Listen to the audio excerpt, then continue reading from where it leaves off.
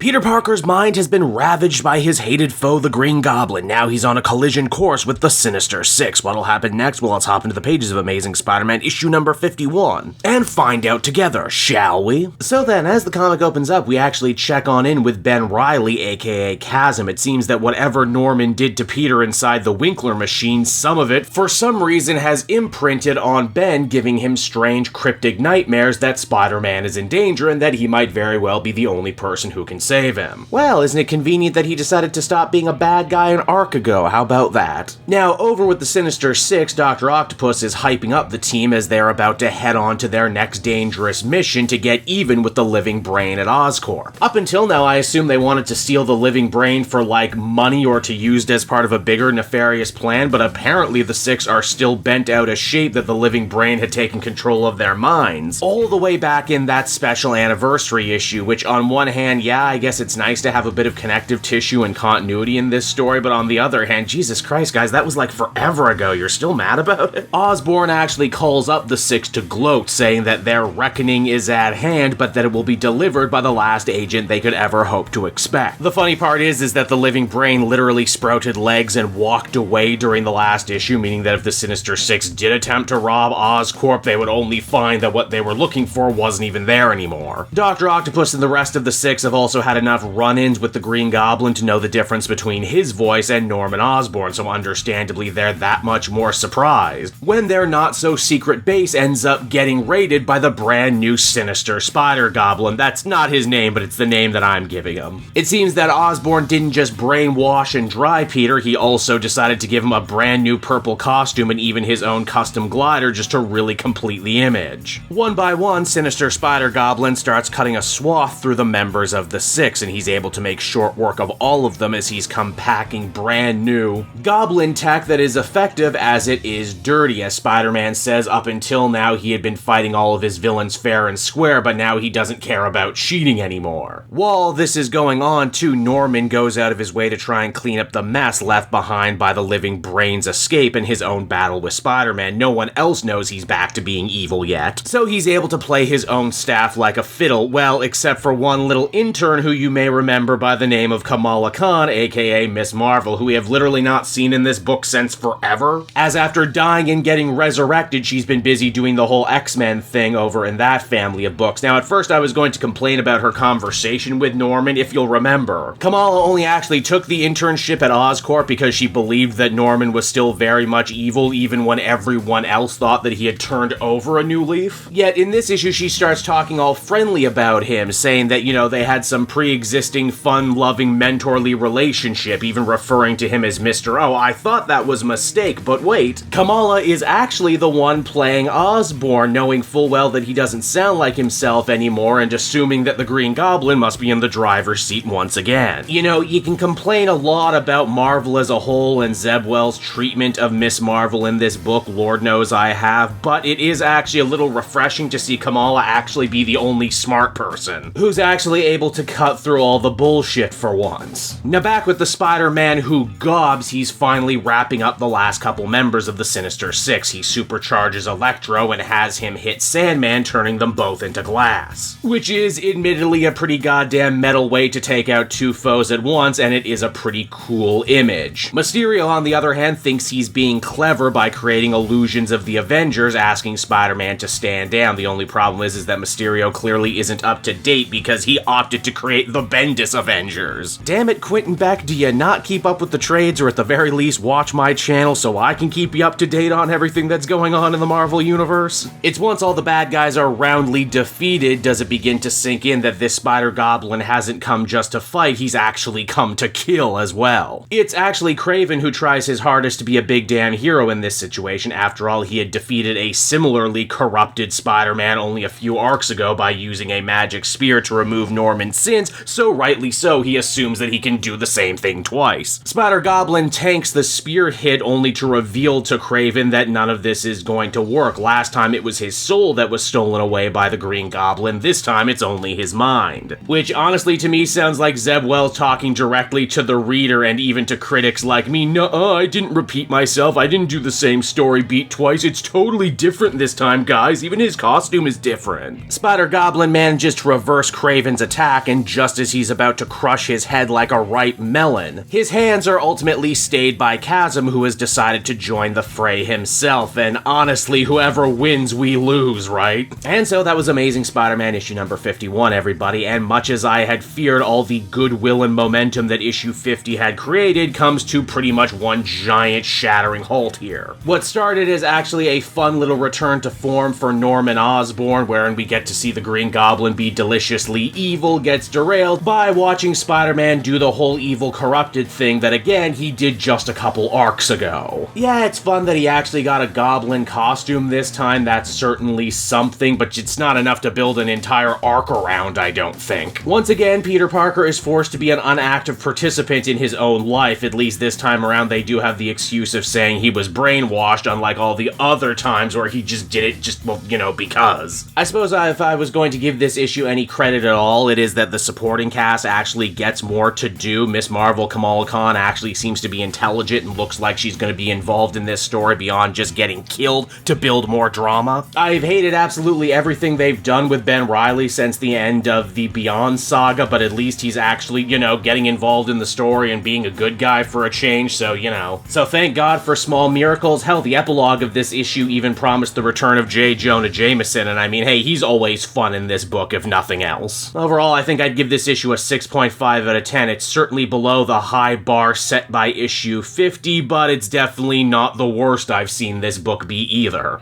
Hey there everyone, it's your pal Cape Joel again, and if you're seeing my face right now, that means you watched to the end of the video, and I'll always be grateful for that. Retention helps in this crazy YouTube game, and so does becoming a patron. If you head on down to the description, you can find a link to my Patreon page. Recently just redid all the tiers, a lot of cool stuff offering up there, exclusive commentaries, exclusive polls, behind the scenes concept art for Capes and Quest, that's the brand new D&D show I've started soon. Never been a better time to become a patron. You can become a patron for as little as $1 a month and help the channel grow and, you know, help me continue to deliver content like what you just saw. So I want to thank you all, and I will see you again next time. Bye-bye.